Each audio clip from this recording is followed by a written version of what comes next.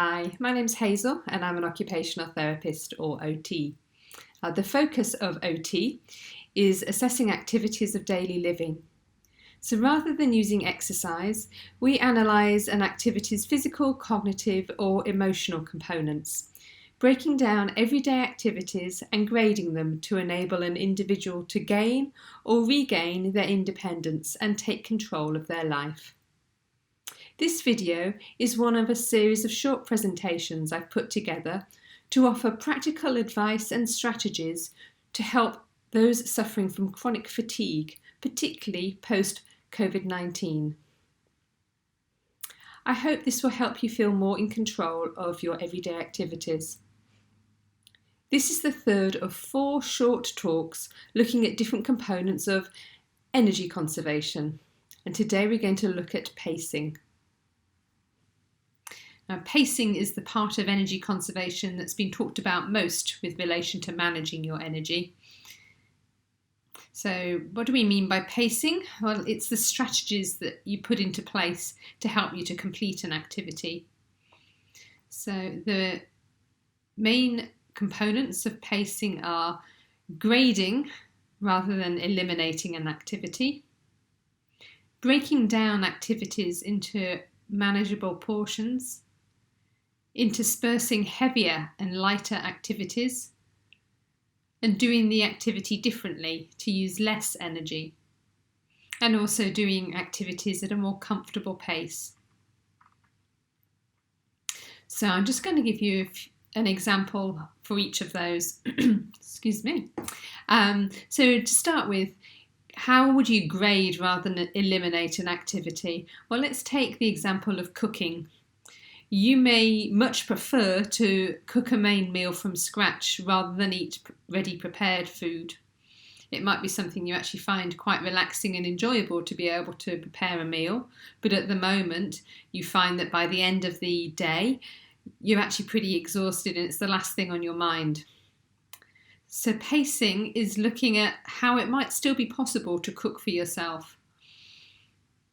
It will involve planning the meal in advance, so there's your planning aspect of energy conservation coming in. And it will involve completing the meal preparation in stages throughout the day. So preparing an evening meal will no longer necessarily start at 4 in the afternoon or 5 in the afternoon, but it could well start just after breakfast time. So let me show you or give you an example of that. So it might be that after breakfast, that's when you get out the vegetables, the chopping board, the peeler and the knife. You go and get on with a few other bits and pieces and other activities or have a bit of a rest. And then late morning, you may well peel and prepare the vegetables, put them in a bowl, pop that bowl in the fridge, wash up the chopping board and the knife, the utensils. And then after lunch, that's when you might get the meat out. Cutting it up, seasoning it, preparing it, and either that goes back in the fridge or maybe on an oven tray or in a bowl ready to stir fry. And once again, washing up as you go along, washing the meat knife and the chopping boards and things. So this means that by late afternoon, when you might be at your most tired, it's simply a case of getting that bowl of prepared vegetables out of the fridge or meat out of the fridge and simply assembling the meal. It will take you far less time than starting from scratch at that time of day.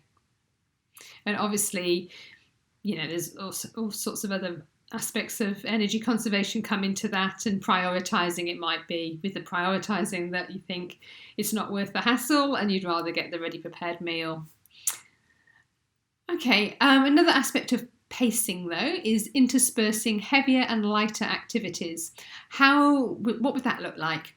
So that might mean that you find getting up, showered and preparing breakfast is quite a heavy activity at the moment. You might well feel exhausted after a shower and having to prepare a breakfast. So that means following that with a lighter activity, maybe a sedentary activity such as checking your emails or attending to bills or making a phone call. Or it might be that you've just put a load of washing on and you find that quite exhausting. So that's your heavier activity, followed by an activity which is lighter, such as reading or watching TV. Hanging washing out on an airer might be followed by sitting and doing a crossword. Or it might be cognitive fatigue that you're experiencing. So in that case, interspersing heavier and lighter means focusing on maybe work for 45 minutes, like writing a report or writing emails, followed by a lighter activity, which is actually going to be a light physical activity. You've done all the cognitive, you're cognitively quite fatigued and drained, so then it might be doing something completely different, like 10 minutes of being in the fresh air, going for a short walk, even if it's just to a post box or something, maybe doing some yoga stretches, or just a little bit of mindfulness in the garden, just listening to the noises of summer.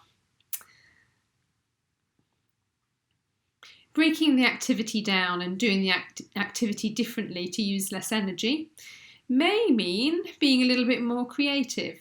For example, for those of you who have children to entertain, as well as having to keep on top of managing the household, you could easily take up all your energy just doing one of these two activities.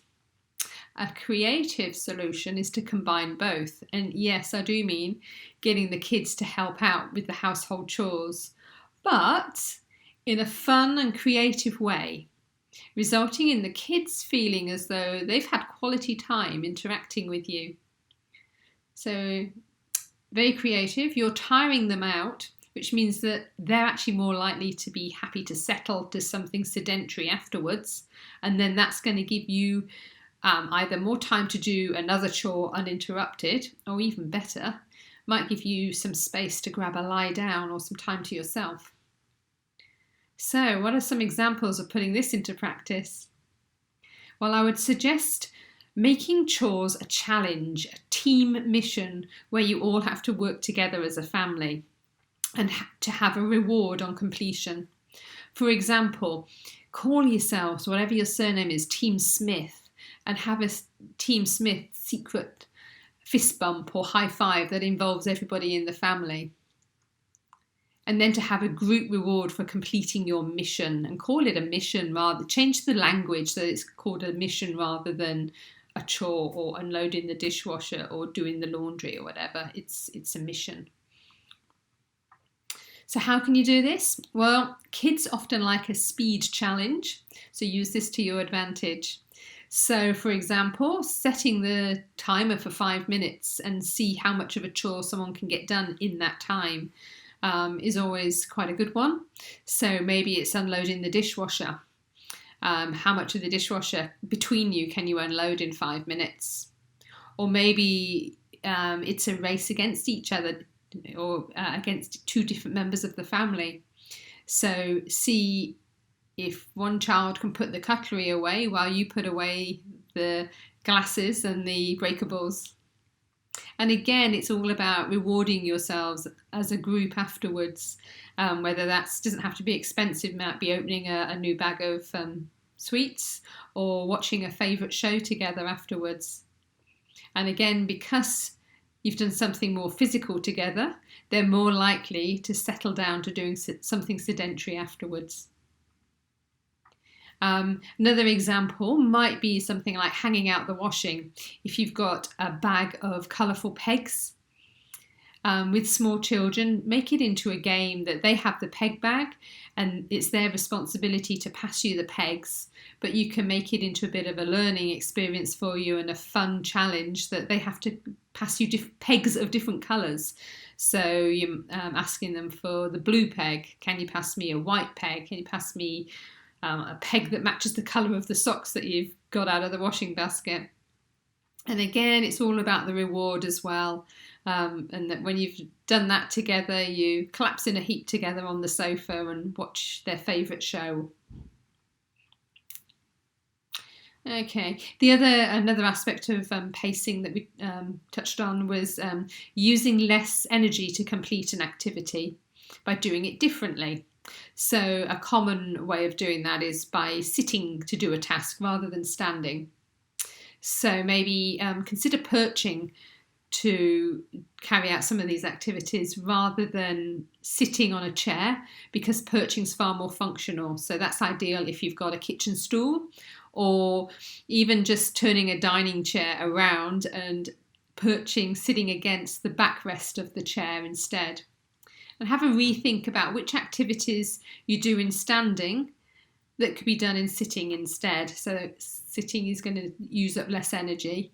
So things like maybe food preparation, or doing the ironing if you're still doing that, or maybe even a bit of gardening. Is there any way you can drag something to sit on while you're doing a bit of watering, or if you've got any raised beds or tubs that you can do in a seated position rather than standing up. And remember that later on, one of the next videos I'm going to do, we're going to take some everyday activities and look at how you can grade them and pace yourself. That'll give you a few more ideas about pacing. So hopefully that gives you some ideas of how to pace and relax effectively. And until next time, bye for now.